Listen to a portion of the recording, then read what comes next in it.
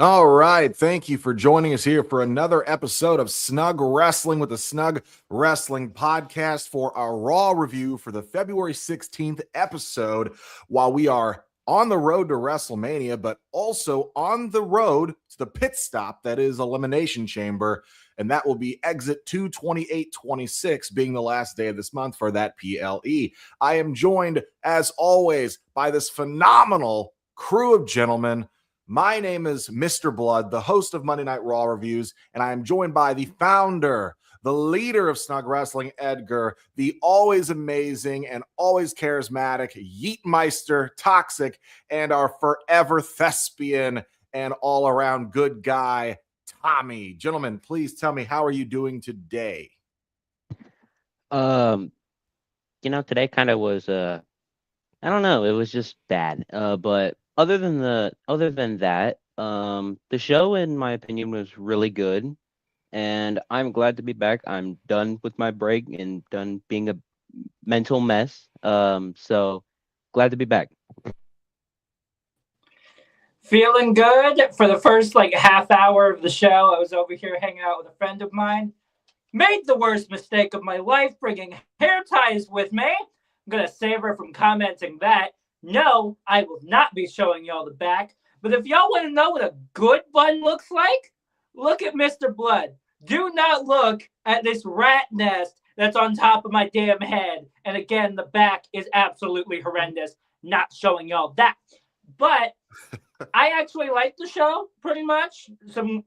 Yes, obviously had some ups, had some slight downs, but I actually liked the show from there. I'd say, Tommy, you're stuck somewhere between a Brock Lesnar top knot and a hipster. But yeah, and Mr. Blood's hair goes down to his collarbone. You don't worry, you'll figure out a good bun for yourself. Edgar, our fearless leader, my man, the myth, the Mexican legend. Tell us how you are doing today. What's good, fellas? Man, I'm doing good, bro. It's lovely Monday. It's a holiday today. I don't remember what holiday it is today, so I was off. I had a 3-day weekend. Had a dope weekend. Was looking forward to Monday Night Raw and meeting with you guys to go over it. So I'm pumped, man. Everything's good. I'm doing good myself. Today, I took my mom and my aunt out to celebrate a late birthday lunch for my mom. Took them all out to hibachi with my wife. Of course, when I was supposed to take my mom out a couple weeks ago, you guys know I had my vertigo hit again. But I'm having a great day this morning at 8 o'clock. I went all the way down and picked my laptop out of the shop. For those of you who don't know, I have not had access to my laptop in about 2.5 months, so I finally got it back. Then spent half the show breaking back into the computer because it was stuck in recovery mode, thanks Apple, and had to hard reset the entire computer and then get all my savings, all my settings, all my logins to about 20 different sites and accounts all back in while the show was going on. But I'm in a great mood. My audio's back in that beautiful fucking resolution. And let's get into the show. So Raw kicked off with what we thought was going to be the Usos opening for either a match or some kind of segment. They are immediately cut off by the Vision with Paul Heyman screaming, "Cut the music, cut the music." So they demand that Adam Pearce put Bronson Reed in the chamber to make up for the farce of the Masked Man costing Austin Theory last week.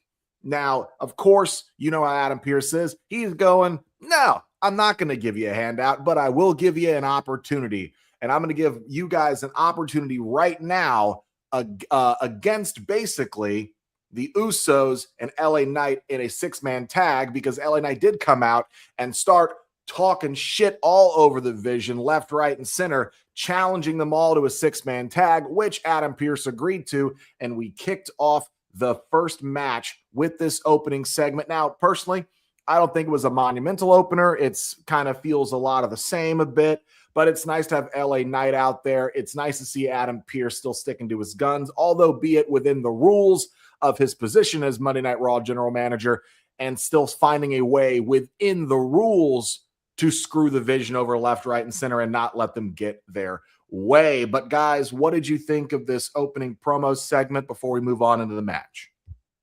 As soon as I heard the knockoff wannabe penguin and I'm talking about the one from Batman. As soon as I heard his voice, I was like, "Oh fucking god, just what I need, just what I need. I need the Vision out here." No, I don't. But I was kind of upset because I wanted to see what the Usos had to do or say or whatever they had to do.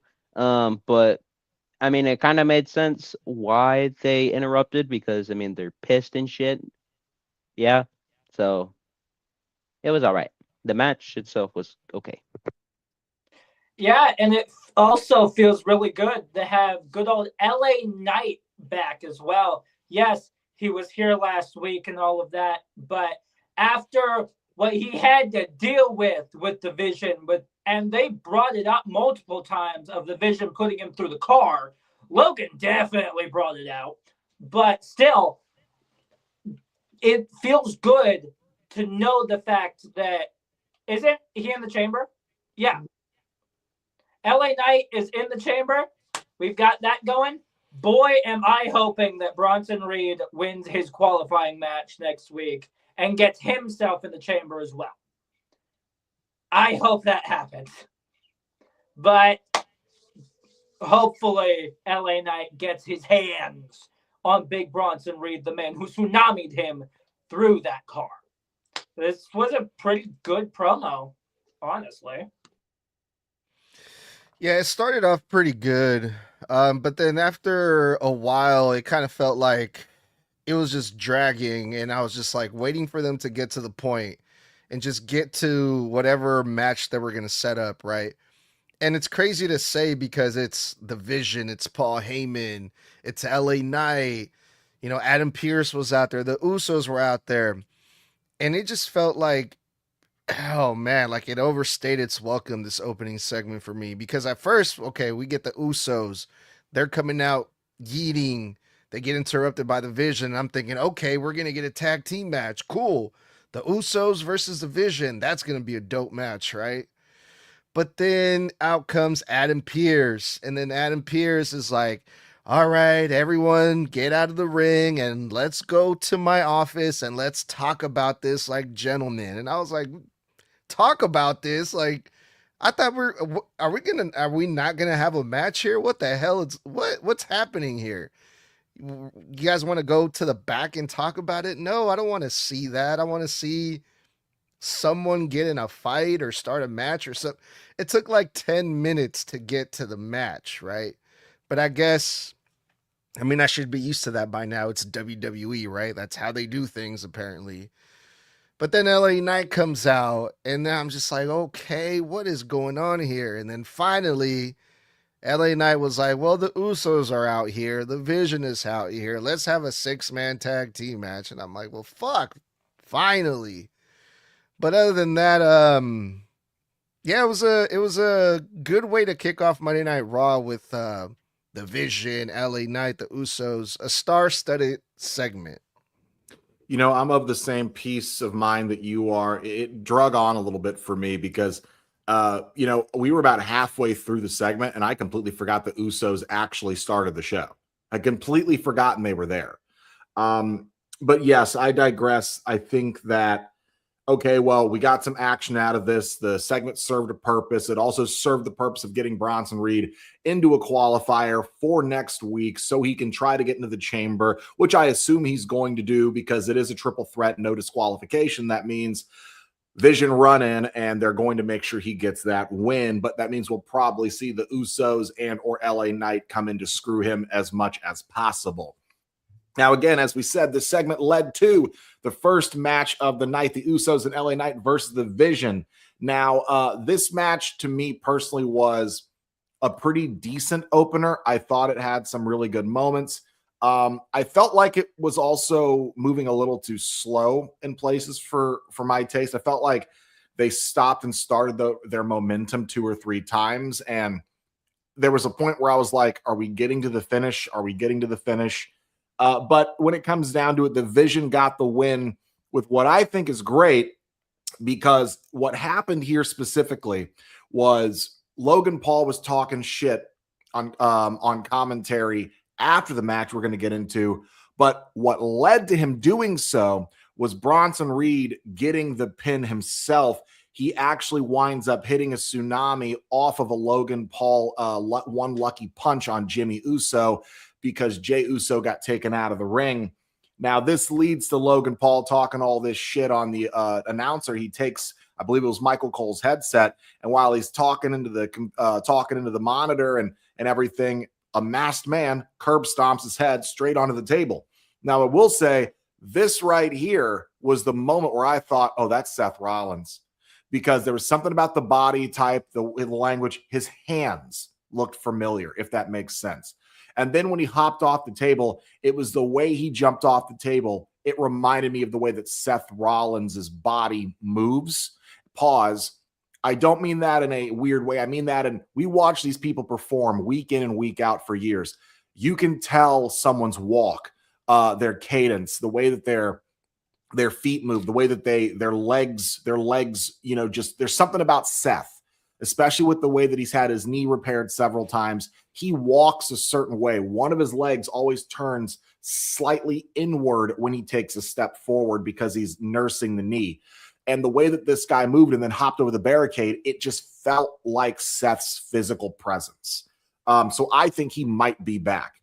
But at the end of the day, this basically was the entire opener with the angle of the masked man stomping, but Bronson Reed did get the win. I think it was a smart decision, guys, to keep the Vision strong over the tag champs. You don't want the Vision losing momentum, right? You don't want them feeling weak, right? Especially with the loss currently of Braun Breaker. So to give them a win back, especially over champions, I think was a smart move. But what did you guys think?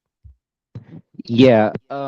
At first I was like, well, why did you do that? But I mean, it made sense over time, as Blood said, that I mean, Bronson got the win. Okay, great. And then we get into the masked man attacking, which I fully agree that it is Seth Rollins, but a part of me thinks that it is not Seth because of the way that he ran towards like the exit part of the arena.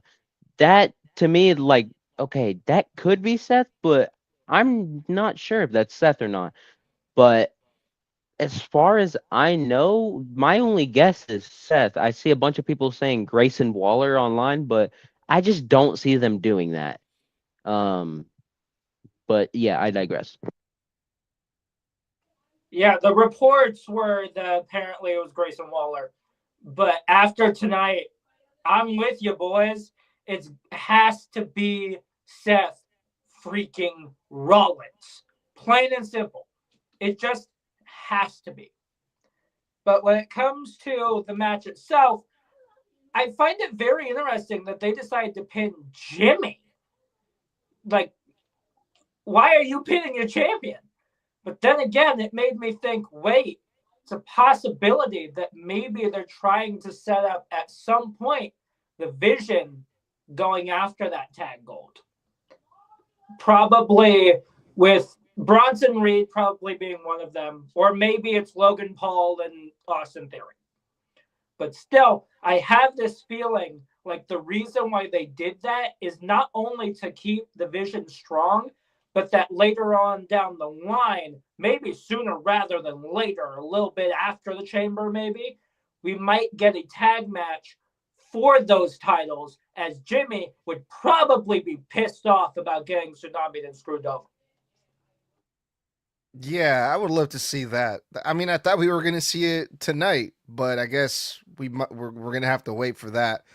That could be a reason why Jimmy took the pin. It could be because LA Knight is going into the Chamber, and I don't think they want to beat LA Knight if he's going to be, a major threat in that Chamber, or at least come off that way, But I did love this this opening match because this could have easily been the main event of Monday Night Raw. The Usos, tag team champions, LA Knight versus the Vision, who we're used to seeing in the main event anyway.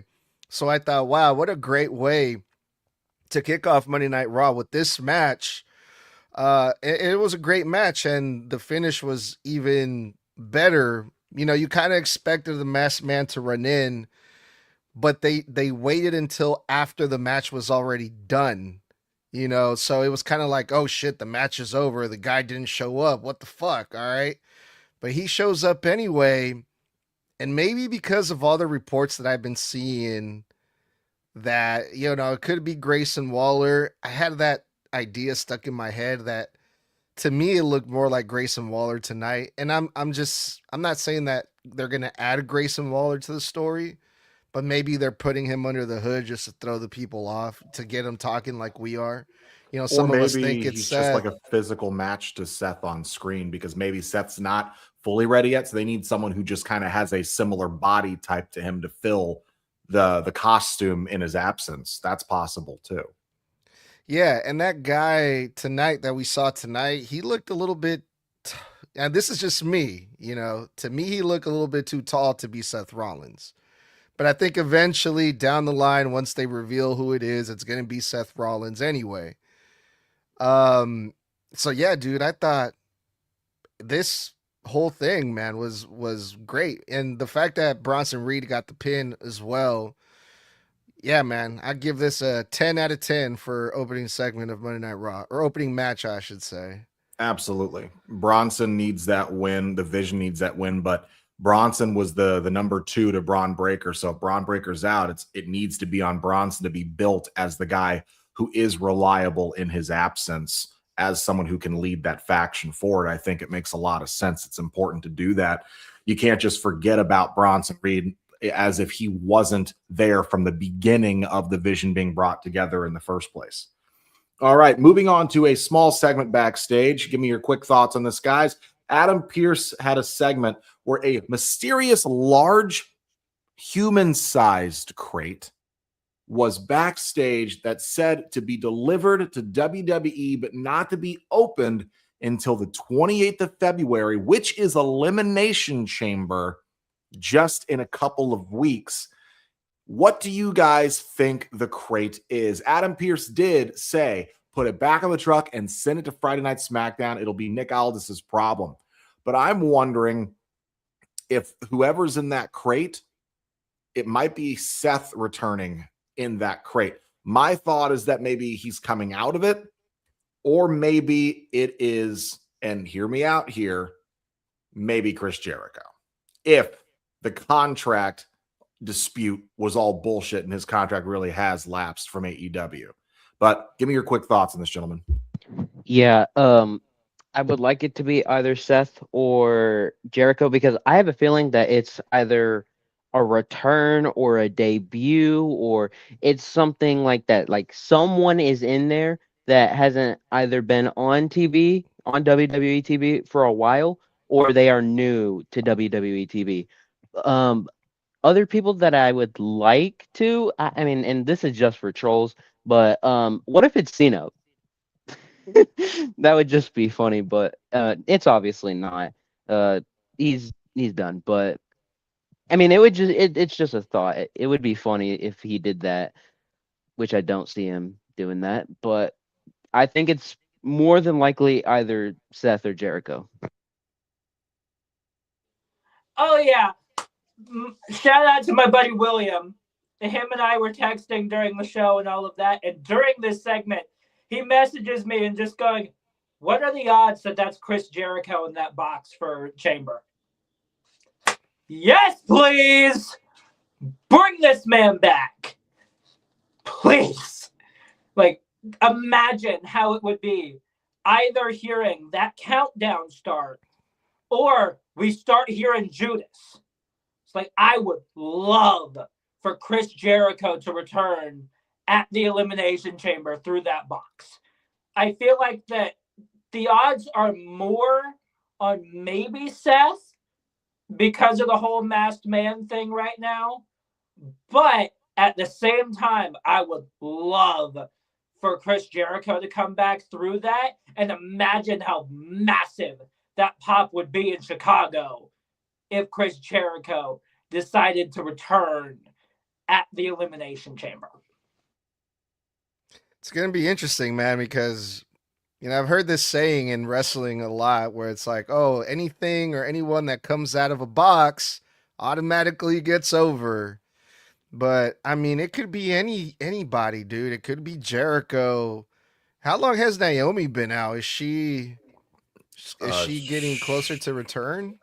Oh, I doubt it. I mean, aside from the fact that I don't even know if she gave birth yet, but Oh, when it okay. comes down to it, even if she had given birth, postpartum is a bitch. You know, she'd need at least another couple of months to settle into being a mom, then get into a routine, a regimen.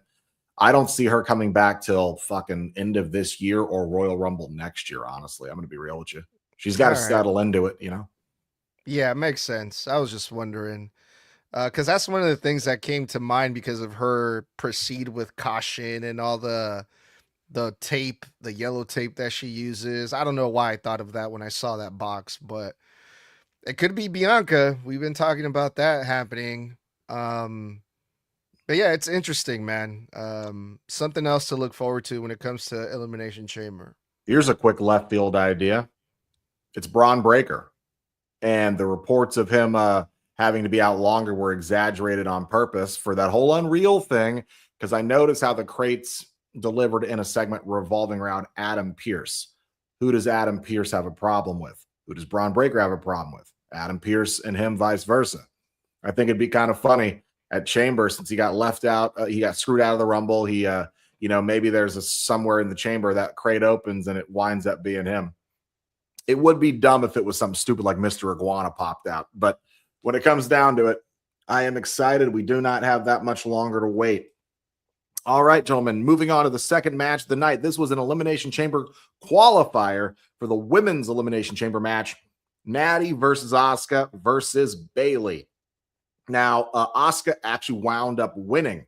This shocked the shit out of me that Asuka won, but she won by tapping out Bayley.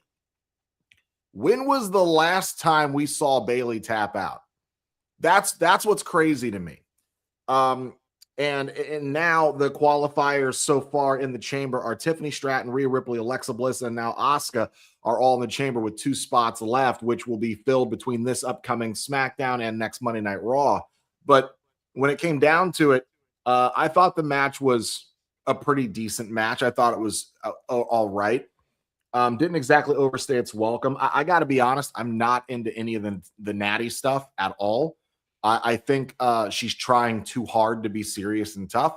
I think her promos are kind of cringy, especially in the video package before the match. I think the best thing about this repackage of her is her new entrance theme. Other than that, I'm just not on board with it. Bayley, I think Bayley tapping out to Asuka is something that's going to raise a lot of hell online with the IWC, the people who massive Bayley supporters who are going to feel like she's constantly getting the short end of the stick and not getting opportunities and that she's being completely undervalued. And I can see this match being something that feeds into the Bayley should go to AEW, stuff that we see online. But Asuka getting the win, I think, is a big important thing. And I'm actually happy Asuka got it because when I think about it, Bayley had a lot of opportunities last year. Tag gold opportunities, women's IC title opportunities, tournament opportunities, world championship opportunities. I think it's totally fine that Asuka actually gets the win because if we're trying to remind people just how much of a credible threat Asuka is, having her win a qualifier like this and putting her in the chamber, I think speaks volumes to them trying to put in the work to rehabilitate her character. But as far as it goes, I think the right winner won. But gentlemen, what did you think of this match? And what do you think of Asuka qualifying for the chamber? I had Bayley winning this match mainly because, I mean, they're not going to put Natty in there or Natalia or whatever the hell you want to call her. And I completely agree that the only good thing about Natty is her theme. That's just literally the only thing that I find remotely interesting. But enough of that. But I had Bayley winning this match mainly because, I mean, she didn't blah, blah. She usually almost always gets the short end, and like you get what I'm saying, right? But I don't know. I mean, after a little while after the match, I'm like, okay, that actually kind of makes sense why they had Oscar win because I mean, Rhea's in there, and if you want to do that shit again, but I don't think you do. Um, But I mean, yeah, Asuka felt like the right winner to me eventually, but not right then and there. Yeah, I thought this was a foregone conclusion for Asuka. I really did. Because Bailey, okay, she's fine. Yes, they love giving her the fucking short end of the stick. They really do. But she is not there yet. She still needs to get back up to that. Plus, as Blood said, she has had numerous opportunities for titles, not to mention going up against Sol Ruka at Cena's final match. That was another thing. So there's that big thing there. So my biggest thing was I thought that Asuka was just a foregone conclusion for it. Because of Rhea being in the chamber. No, I don't think they're going back to that. But those two still have problems right now. So that was my main reason why I thought Asuka, is because of the fact that Rhea's already in there. Maybe Io gets in there as well. I believe she has one this Friday. But still, just Rhea being in there made it so clear to me that Asuka was going through the moment this match was announced. Yeah, this was one of the matches that whoever won, I would be okay with, because all three of these women are veterans. All three of these women, I feel like, deserve it, despite, you know, how you guys feel about Natty, right? Again, another triple threat match, another qualifying match, but we got three veterans in the ring. All are amazing at what they do.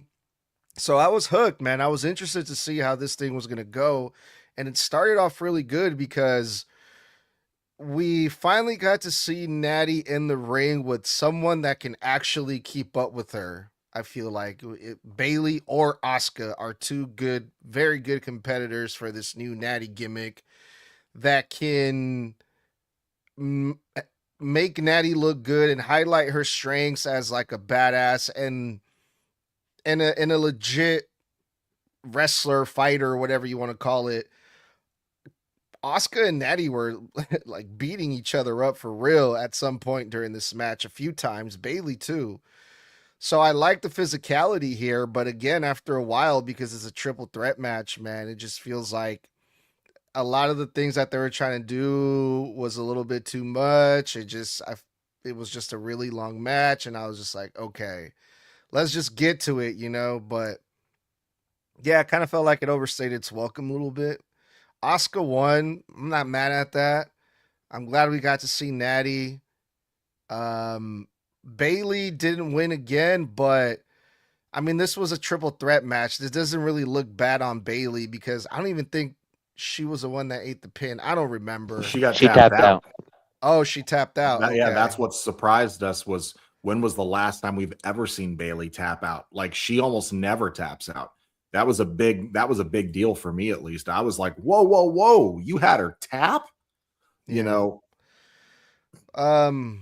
Yeah, that's crazy. I mean, of all people, Bailey, huh? I guess they're trying to protect Natty, maybe. Who knows? But yeah, man, this match was a lot better than I expected, to be honest.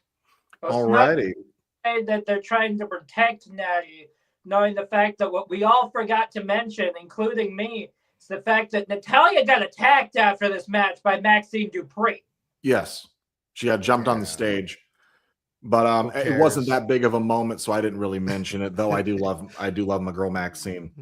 All right, let's move on to what I thought I was gonna hate. I thought this is gonna be the segment of the show I did not like. This is the Liv Morgan segment where she had a sit-down interview with Michael Cole, and she gets joined by Dominic Mysterio. But I'm gonna tell you why this segment went from being okay to fucking awesome. Because we have Stephanie Vicaire interrupt Liv Morgan's sit-down interview, right, with Michael Cole. Now, she starts berating Liv in Spanish. And we have Dom, who finally starts translating for us to Liv, although he's whispering it, which is Aggravating as fuck. Why can't you say what she's saying a little louder or out loud?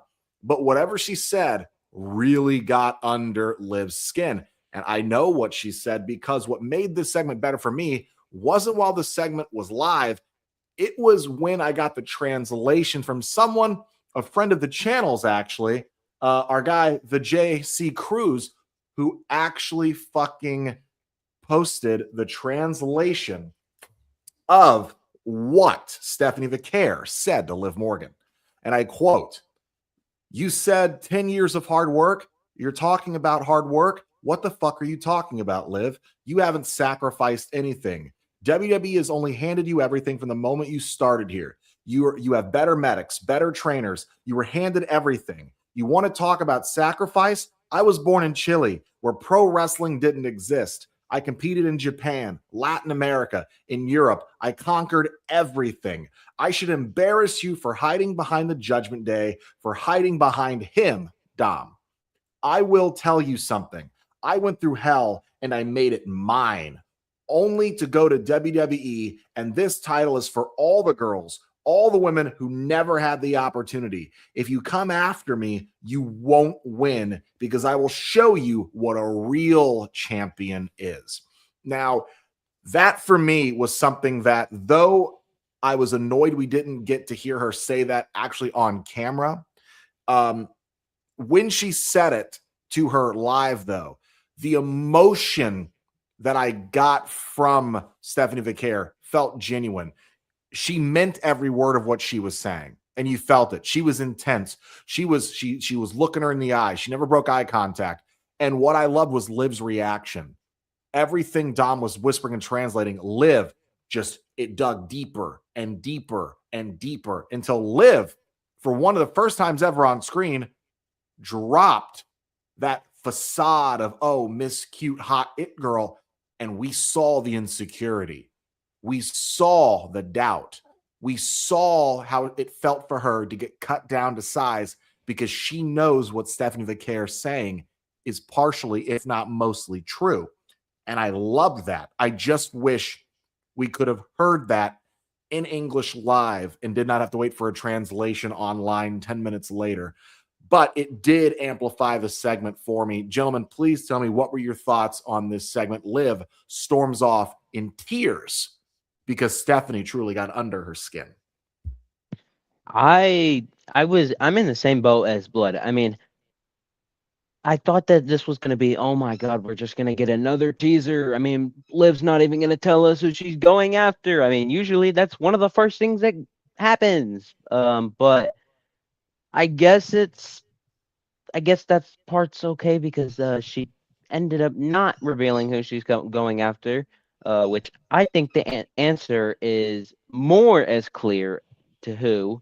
But I really wish that, you know how when they do like Io or Oscar or Shinsuke backstage things, I wish they would have like the subtitles of the translations so that we people, as in people that don't speak Spanish, which I'm taking Spanish, so that's weird.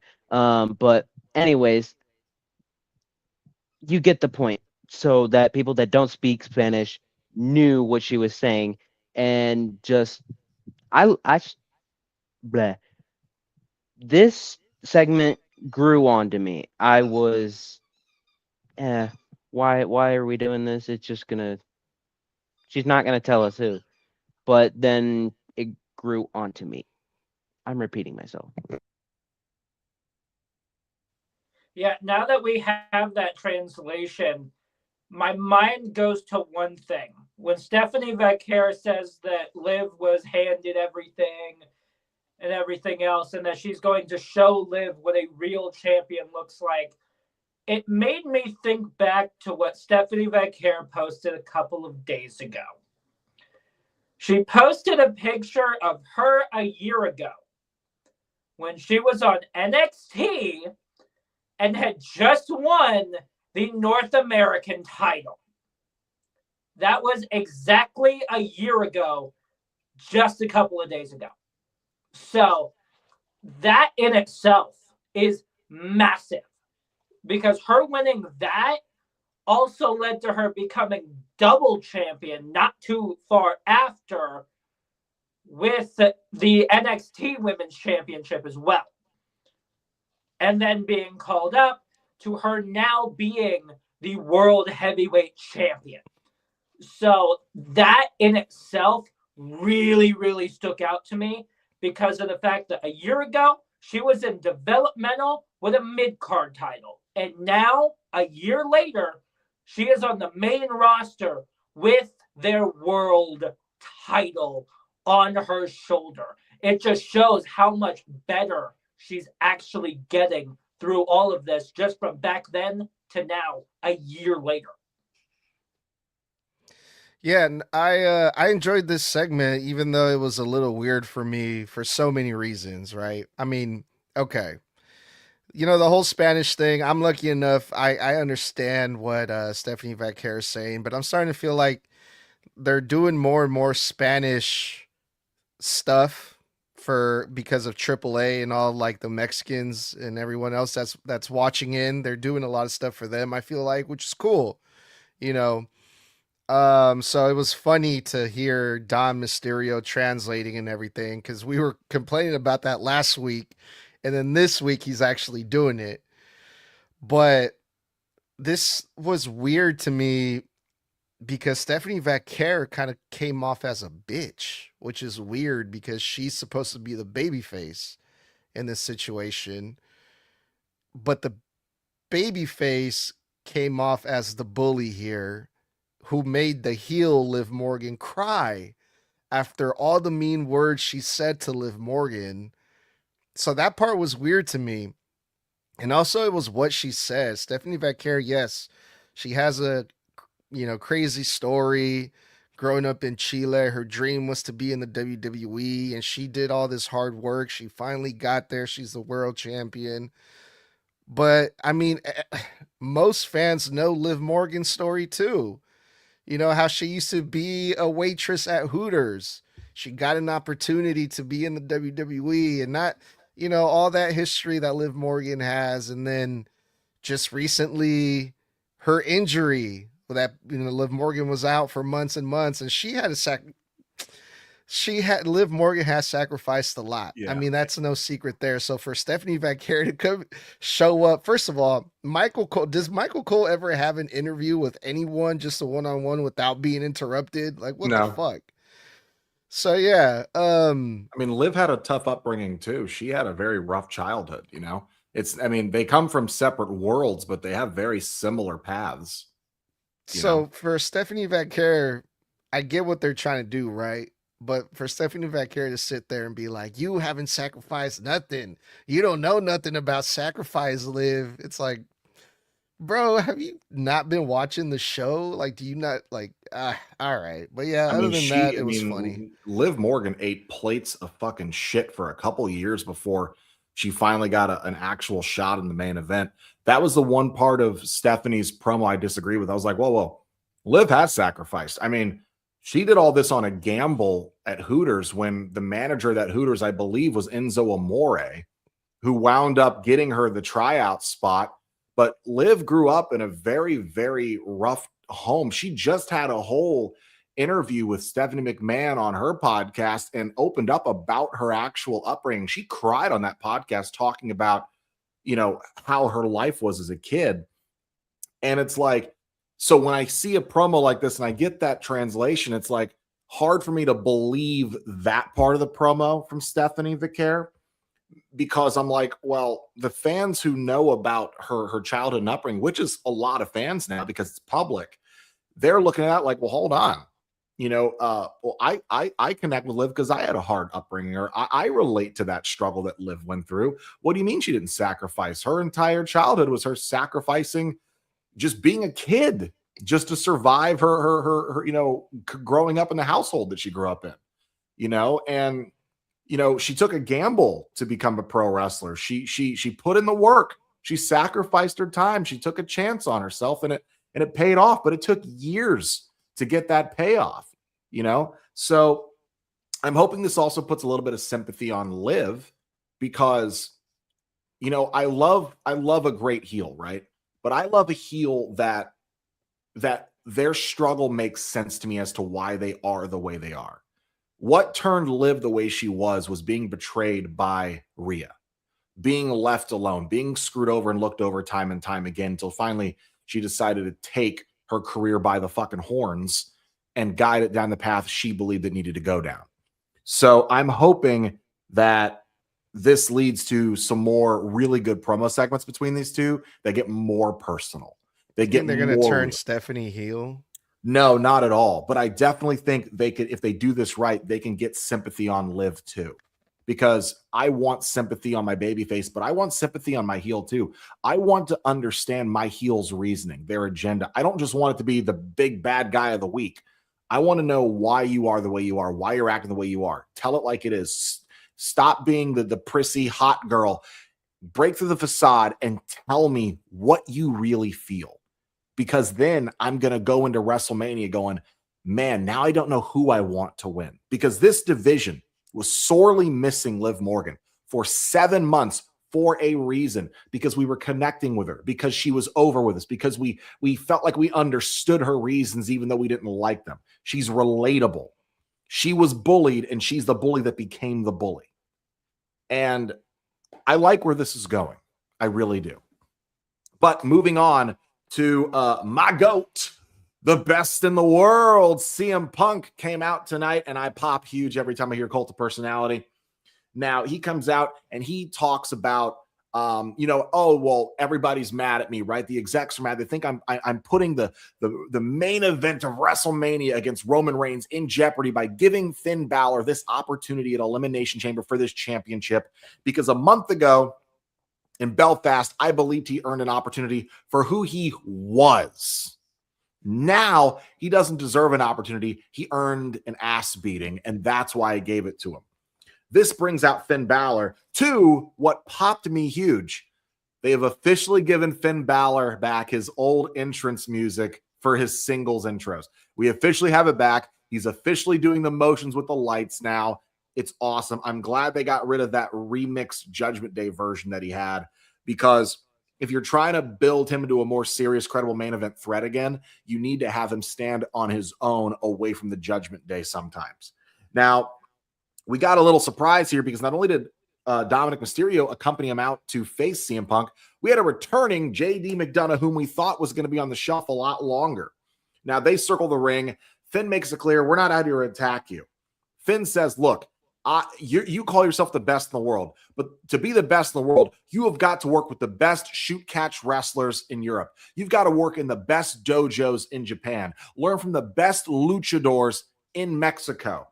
That's what I did. The best in the world is standing right in front of you, and it's me. And what I love is that Punk goes, I have respect for who you are. Oh, I misspoke. Who you were. Who you are now is a shell of your former self. He basically calls Finn pathetic and says that the Judgment Day is a fucking anchor around Finn's neck, and that he will never get back to the glory of who he's supposed to be until he drops the dead weight. Now, what I love is Punk goads Finn and says, look, I'll turn around. You want to prove that you can do this on your own? I'll let you attack me from behind, jump me, because I know that you're going to do it because you've got your friends with you. Now, what I love is that, obviously, we're not going to talk about that segment, so I'm going to mention it now. Finn later tells them in the clubhouse, look, I want to do this on my own to prove to myself that I can do this by myself, which upsets JD, and he storms off, and Finn storms off, leaving Dominic alone during the main event. But, gentlemen, what did you think about this promo exchange?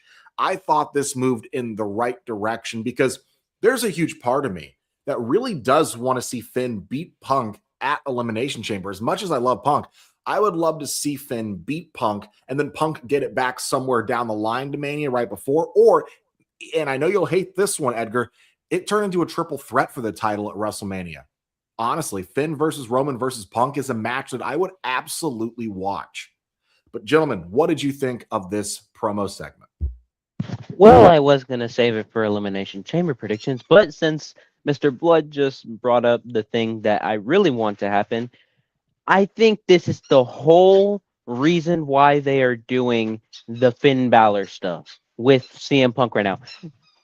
Don't mind her. Hold on one second. Go ahead, Tommy. Oh, Um, Sorry about that. But that is the reason that they are doing this whole Finn Balor stuff, is so that they could throw him in there with Punk and Roman. The segment, not really too fond of. I didn't really care for it. It had its ups, it had its more downs than ups, but it was all right. No complaints about it, and no positive things that I want to add. Hey, at least if this becomes a triple threat, it makes more sense than last year's with the women's.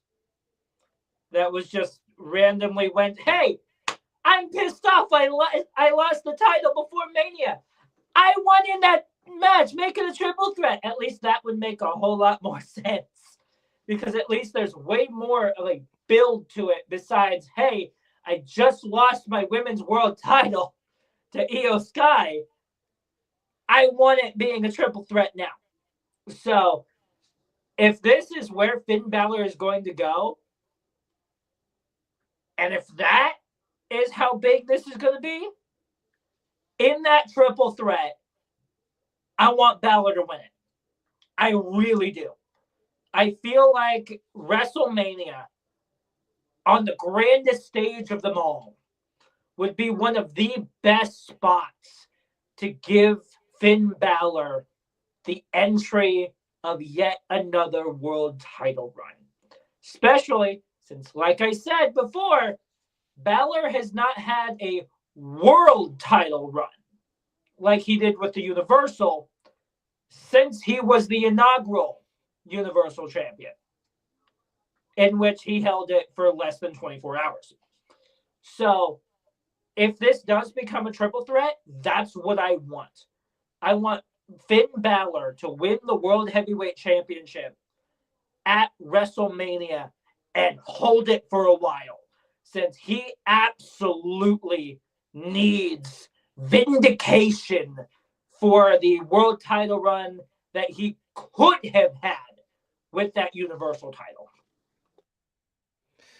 that's funny that you guys mentioned that because we actually talked about that last night on Snug in Espanol, the Spanish show that we do with Eric Padilla from the SDM podcast. So I'm not going to talk too much about that now. I'd rather save that for Elimination Chamber predictions.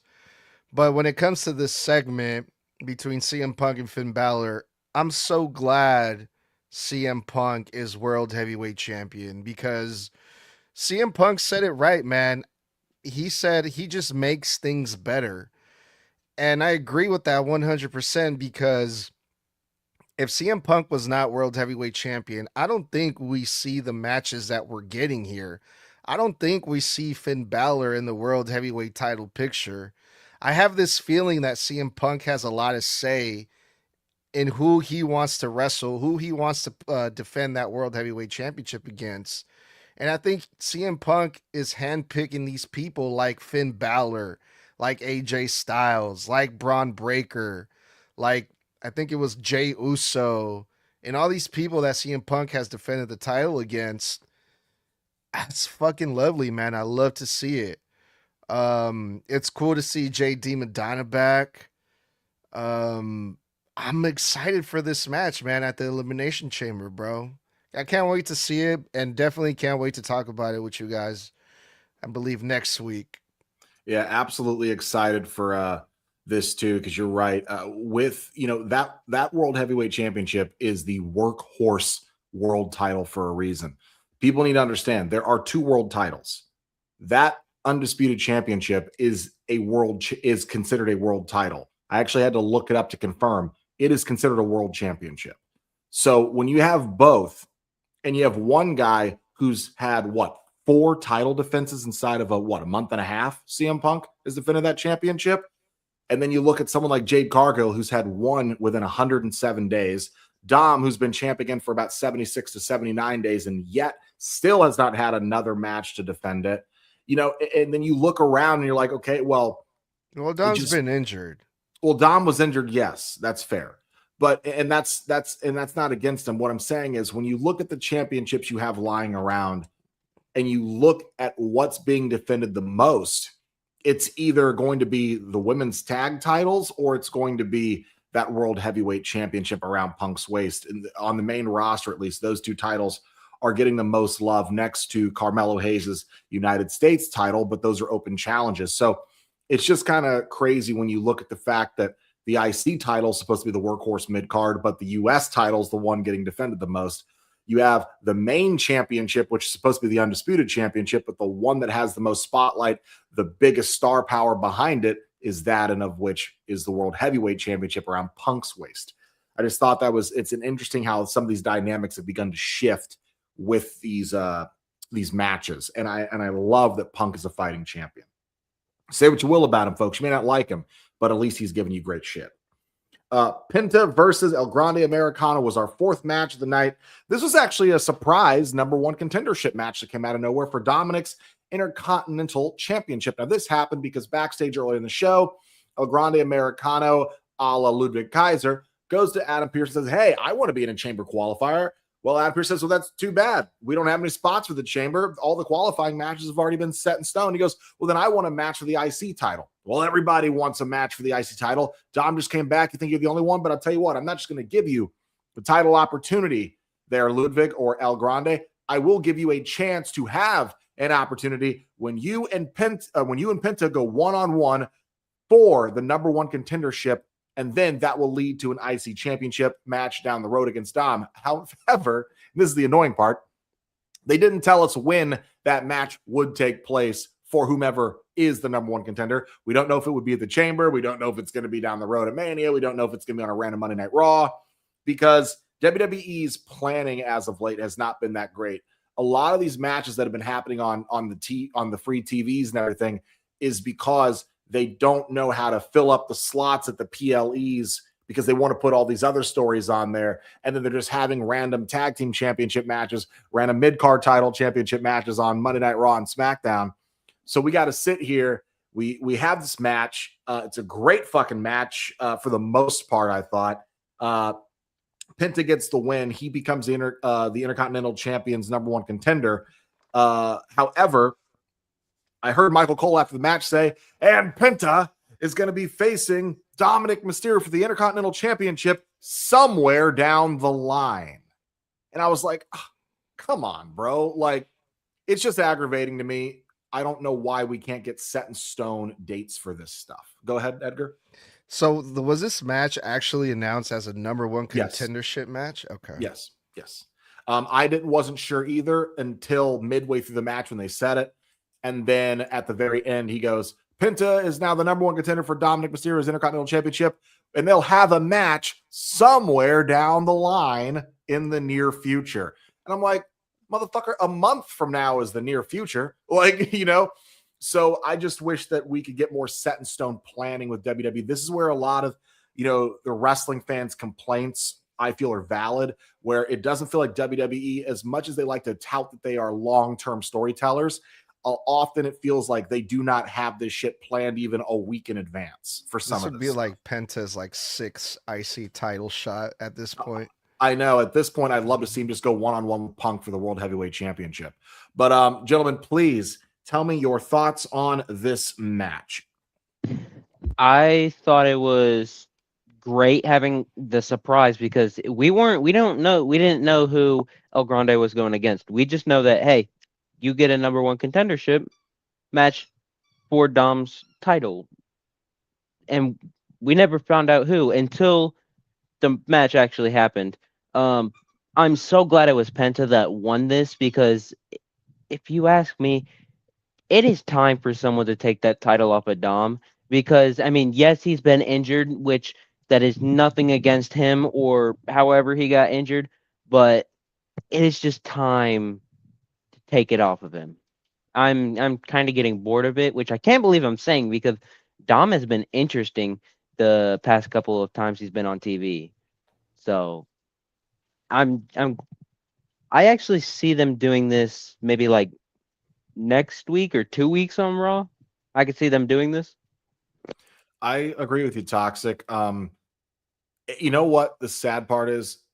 Dom's IC championship reign isn't boring or tiring because they aren't doing anything with it. It's because he hasn't been here because he's been injured. And injuries are going to happen. And unfortunately, when you're injured, the title's not on TV. So it loses momentum. And unfortunately, I think that it's lost momentum and it's not Dom's fault. I think you take the title off of him, give it to Penta, and you just let Dom run with the mega championship on AAA for a little while, defend it over there, build up his credibility there while he still shows up on Raw with the Judgment Day. But I think you are hitting the nail 100% on the head there, brother. I think it's time to take it off of him. Unfortunately, I think that's why they're not going to. Because we all want it. We all want the title off of him. But at the same time, how long did we say that when it comes to Tiffany Stratton? How long did we say it? We said that sucker for like... You mean how long did you and Blood say it? I didn't say that. The point still stands. We said it for like 2-3 months straight that Tiffany Stratton needed to lose that title. And they kept it on her for so goddamn long. Which makes me think us saying it's time for Dominic to lose it makes me think more and more that he's not going to lose it. But who else came out during this match? Chad Gable, a.k.a. the original El Grande Americano. So... that's going to be a very interesting. He celebrated a little bit with Penta after the match. And then what happens? Ludwig Kaiser goes, you know what? I'm pissed at you. Screw it. And attacks Chad Gable from behind. So it's very clear that once again, they are leading more and more and more to El Grande Americano versus the original El Grande Americano in a one-on-one match. So that's going to be very interesting to see how much this progresses instead of just, hey, look, I'm going to attack you now. Hopefully there's way more to it than just that. Yeah, man. This was very interesting to me, not only because I'm a fan of El Grande Americano, Ludwig's version of El Grande Americano, and also Penta.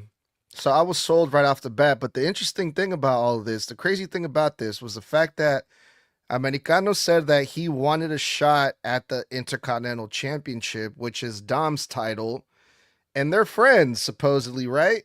So it's like, all of a sudden, Americano wants to come after Dom. And it's something similar that's going on in AAA, too, where Americano entered in one of the tournaments to determine the number one contender for the AAA Mega Championship, which Dom didn't like that. Dom confronted Americano, was like, hey, why are you entering in this tournament? You're supposed to be my boy. That means you're coming after me. And Americano was just like, hey, it's nothing personal, whatever.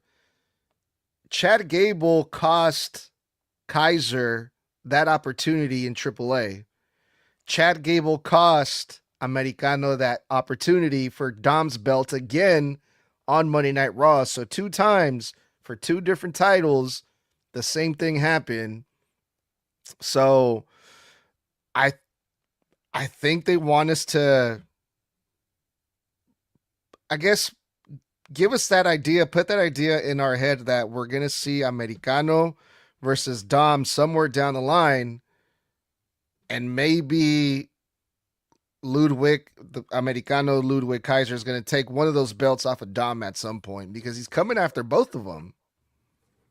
I mean, you could be right for sure. I definitely find it interesting that we've randomly turned Chad Americano face, and Ludwig is a heel as hell on main roster, but in AAA, he's the most over guy in the company. I like a lot of this stuff. I like how the inner workings of cross-promotional stuff is just really helping some of these stories a lot. Specifically, this one is a great example of how to tell a cross promotional story, because you have so many different avenues that this can go, because you're celebrated somewhere, but you're hated somewhere else. Oh, you're more beloved here, but then you're more hated there. But then you also have, there's a lot of lore building going on here. I also really like you mentioning the fact that, yeah, Ludwig is supposed to be Dom's friend. Dom was counting on him and trying to convince the Judgment Day to trust him for weeks last year, you know? I really do want to also, before we move on here, give Ludwig Americano, his props. This is the first time I've really heard him cut a full promo on Monday Night Raw in character like this, when the man has a very heavy German accent. He put on what I thought was an extremely convincing Latino fucking accent. Like he sounded really good, and his Spanish was very, very, very fucking convincing. So I just want to give Ludwig some props for his character work. This is why I loved Ludwig from the start. I thought even when he was with Imperium, he was just off the charts, like oozing charisma. He was my favorite guy in the group. I hated when they turned him Americano because I loved seeing him on the rise in the IC division. But seeing him like this, he's such a versatile player. And I think that he's going to go down when we look back in the next few years as one of the best character workers in WWE of modern era. I really do think he will. And I don't think he's getting enough credit from the fan base for just how much fucking work he's putting in, because he's killing it, if we're being honest. Up next, I want to keep this one brief, guys, because not a lot happened here. The AJ Lee segment. Now, I love my girl AJ. This is my goat. But when it came down to it, she came out and she cut a promo reminding everybody, look, this is my first singles title in over 10 years, or singles title match in over 10 years. I wanted to come back to see if I still had it, see if I could do it. You know, the last time I was here, the division looked very different. We were fighting over the Divas Championship when women weren't taken seriously in this industry. I come back and now we're with the greatest athletes of these generations. And, you know, Becky Lynch, you know, wants to act like, you know, like I don't belong here, like I don't have a place, but I'm here to prove that I can be a champion again. Then what I thought was a great segment at first, then turned into my least favorite segment on the show. I like Becky, I do. I like that she gives it her all in her promos or character work, I do. But sometimes when I want something to be serious, when AJ is trying to be serious, it takes me out of it when Becky is hamming it up too much. Becky Lynch in this segment, in my opinion, overacted beyond the necessity. Especially the part where she's in AJ's face and AJ is sitting there like, I'll put my hands by, I'll give you a free shot. I'll let you hit me. And Becky's just sitting there like, oh, why I oughta. And she spends like a minute just like faking like she's gonna go for it, like she's gonna leap on her, she's gonna, ooh, you rascal. And I was just like, oh my fucking God, hit her or fucking don't. Why are you taking so long to end the segment? It drug on way too long at the end. And I thought Becky's, who's normally, you know, pretty decent at character work here, I thought she hammed it up to the 10s. And she hammed it up too much to where it took me out of the actual segment. But other than that, I thought AJ Lee cut a great promo. But what'd you guys think of this? I didn't really understand the story going into the match between these two at Elimination Chamber, but now I get it. AJ wants to see if she has what it takes to stand up to the current roster, someone as a veteran standing up or standing with the current stars and seeing if she can go like the others can. Also, I did like whenever Becky got into the ring, because to me it sounded like, you know, when everyone just like feared AJ because she was crazy. That's what I kind of got from her when Becky was in the ring. So I liked this segment, but it was just Becky's like, either hit her or don't hit her. Be a bitch or don't be. I'm kidding. But yeah, not a lot of thoughts other than the ones that I just said. I liked it. I enjoyed it. I was mid-ground on it. AJ, her stuff, absolutely great. The way she's like, go ahead, hit me. Hit me. I'll even put my damn hands behind my back. The way she went super serious on that. It was perfect from her. My problem, like with Blood, was Becky Lynch. What the hell? Like, you're over here talking all this shit going, oh, you think I don't know this game that you're playing? When I get into that ring, you're just gonna hit me. Like, what the hell are you thinking? But then the entire time she was in the ring, it's like, oh, I'm gonna hit you. Like, no. Becky Lynch, stop acting like a fucking Muppet for 10 seconds and actually be serious about this. Because, Becky, I'm telling you right now, you turned this segment from an absolute 10 to a damn 5. That is what your puppeteering of you becoming this massive Muppet did for me, at least, is the fact that it ruined it for me. It took it down so much. You're on mute. Thank you. Yeah, I think for once, I think we're all in the agreement here that Becky Lynch ruined this segment for me too. This segment was horrible, and it wasn't AJ Lee's fault. It just seems like Becky Lynch is going more for comedy in a situation where it should be serious because it's the Women's Intercontinental Championship. This is AJ Lee, and Becky was just, I don't know, trying to make it about herself and just trying to be funny. And I like comedy and wrestling. I love Los Americanos because they're goofy, but those guys are meant to be goofy. But if they were put like in a serious situation, I don't think, there's a time and a place for it. This wasn't it, man.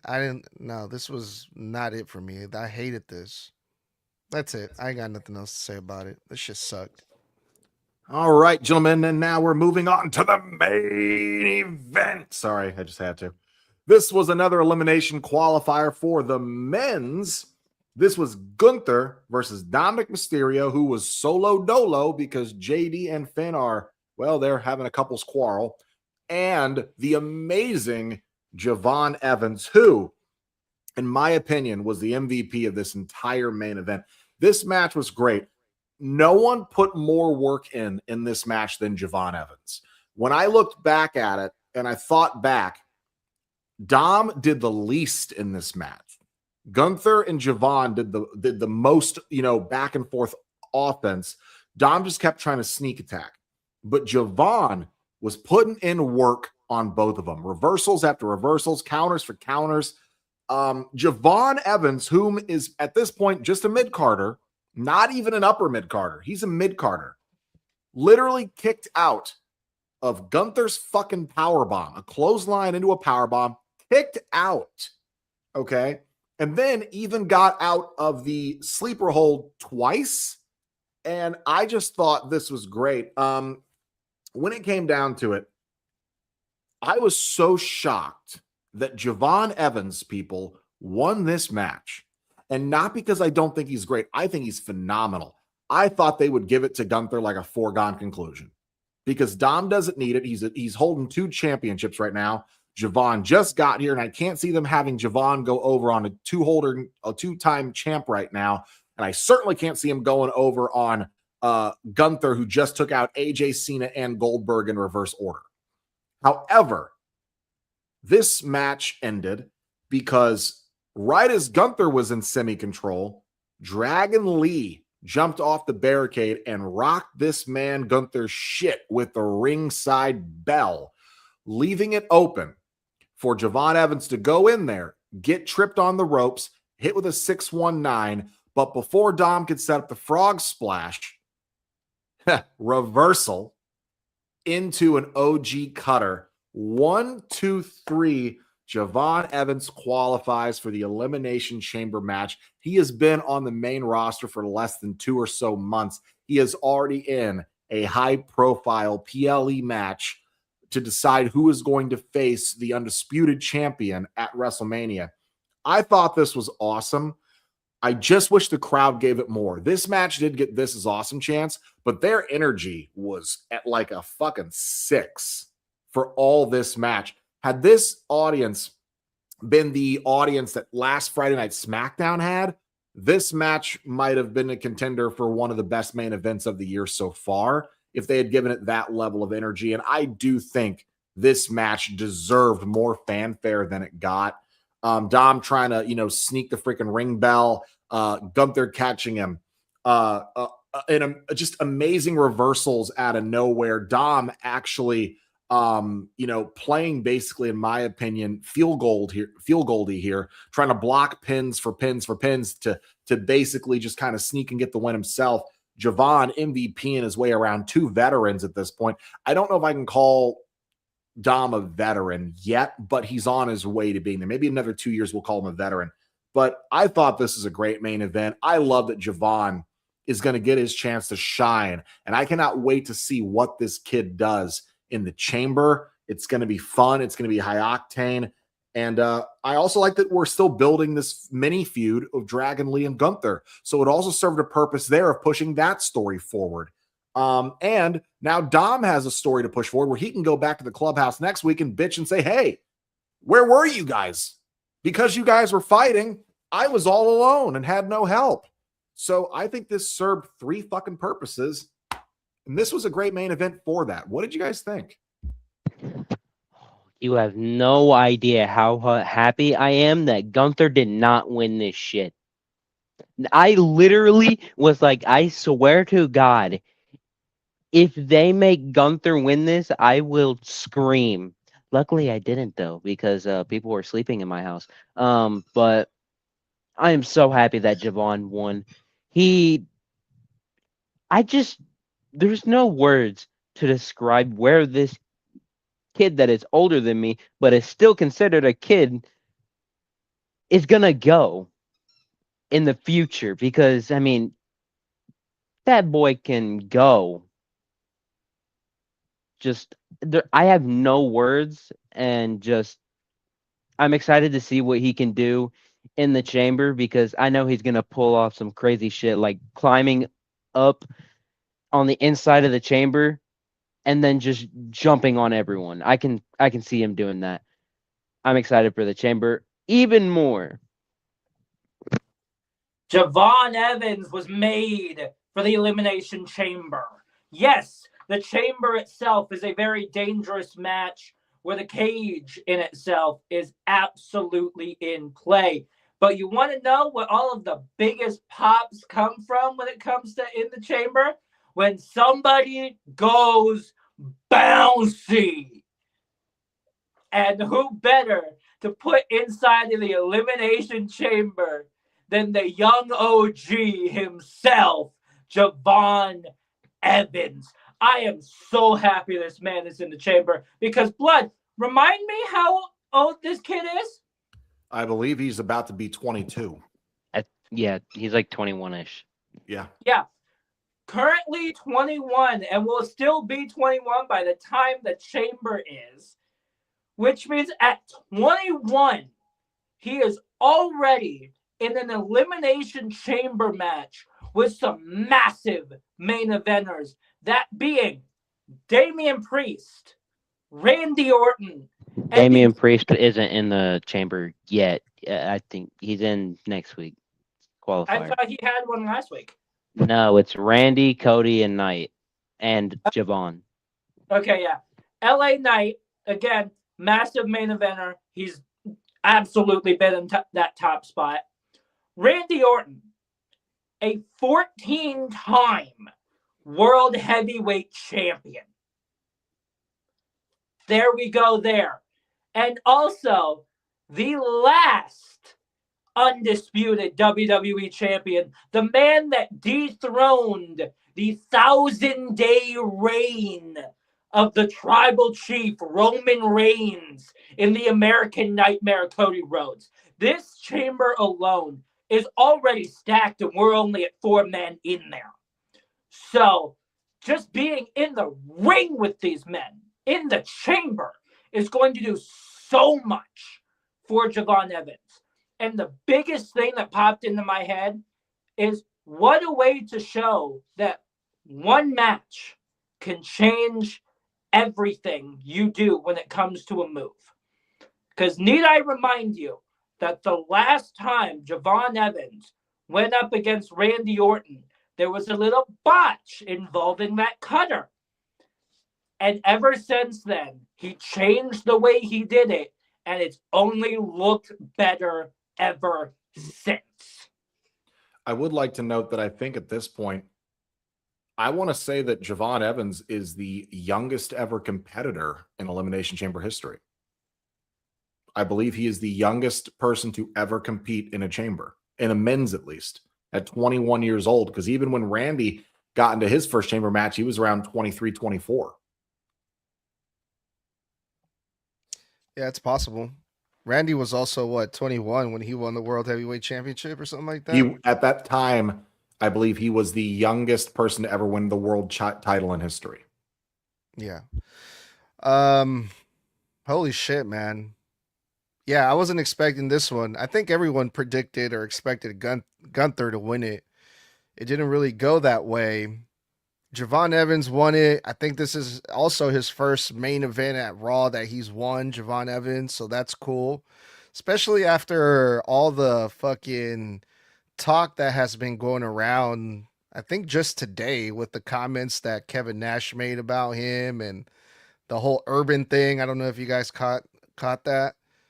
But yeah, apparently Kevin Nash was like, "Oh, I don't really like Javon Evans." And don't quote me on this. I'm just paraphrasing. I just wish he was a little bit more urban, whatever that fucking means. But yeah, Javon Evans won. He's going to the chamber.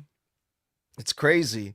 And when it comes to Gunther and Dragon Lee, earlier today, I posted something on our socials about 4 different ways, 4 different options for Gunther at WrestleMania. And one of those options was Gunther versus Dragon Lee. And I'm starting to believe that now, especially because Dragon Lee cost Gunther this opportunity.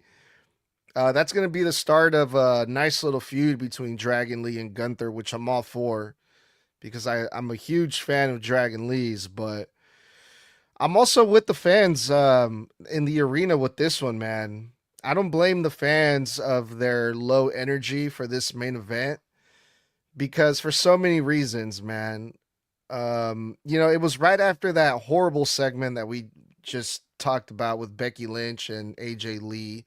And also, this is like the fucking 10th millionth triple threat qualifying match that we've seen in the past couple of weeks.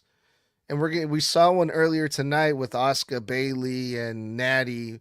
We're gonna see another one in the main event. So, and not only that, like after the Becky Lynch and AJ Lee segment, the pacing of the show fucking slowed down completely. I don't know if you guys remember this, but after that, there was like commercials and backstage segments and just a lot of.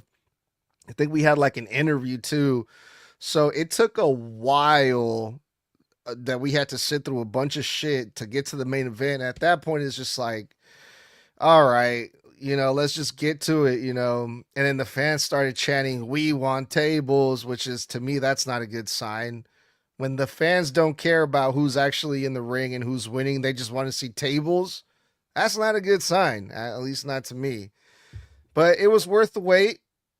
We had an unexpected finish. Javon Evans got the win. Everyone loves Javon Evans, so that got a nice little pop. But yeah, this main event did kind of drag for me too, if I'm being honest. All right. Well, I would also like to say that at least in the finish, they did protect Gunther by having him get taken out by someone who wasn't in the match. So even though you can say he has a loss on his record because, they've tried to protect him from losses, at least you can say that this one wasn't because he got pinned. But it's also shocking because we get to say Javon pinned a current 2-belt title holding fucking champion right now. So Javon has a pin over not only the Intercontinental Champion, but also the Mega Champion. And I could see him calling a shot perhaps to try to say, hey, I won a number one contendership match against Dominic Mysterio. I pinned him. And I would love to see that one-on-one match down the road, maybe even at WrestleMania for Javon. Let's get that kid in there. First year on the main roster. I'm okay with it. But, guys, that is going to wrap it up. Lucky. You what? Javon got lucky. Dom has been out on injury. This is first match back. He's a little rusty. Javon got lucky. I don't know if I could call. I don't know if I could call properly timing a reversal into a finisher lucky. That's called skill, homie. But when it comes down to it, he didn't slip on a banana peel and then fall onto him for the 1, 2, 3. When it comes down to it, guys, that's going to wrap it up for this episode of Snug Wrestling. That is the February 16th, 2026 edition of Raw. Review in the books. Thanks for kicking it with us like always. We appreciate every single one of you for tuning in. And don't forget, we're live every Monday, Wednesday, and Friday after Raw, NXT, and SmackDown go off the air, respectively, on YouTube Live, Twitter, or X, whatever you want to call it, and Facebook Live for post-show reviews. And for bonus content, we do reaction content during the weekly WWE broadcasts on all of our socials for segment to segment.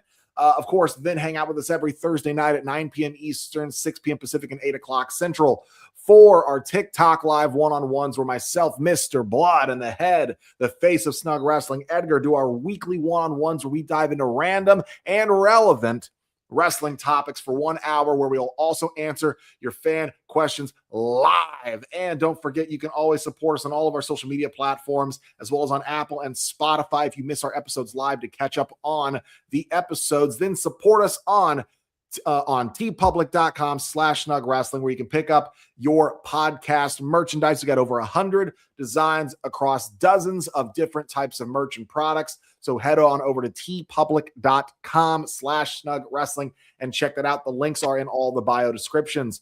Then mark your calendars, guys, for February 25th next week on Wednesday, where we will be doing our predictions for 2026's Elimination Chamber at 9 p.m. Eastern, 6 p.m. Pacific, 8 o'clock Central on YouTube, Facebook, and Twitter or X Live, as well as on Apple and Spotify. So until next time, guys, that was one time for the one time. Stay safe, stay savage, stay snug. Boys, I said that was what?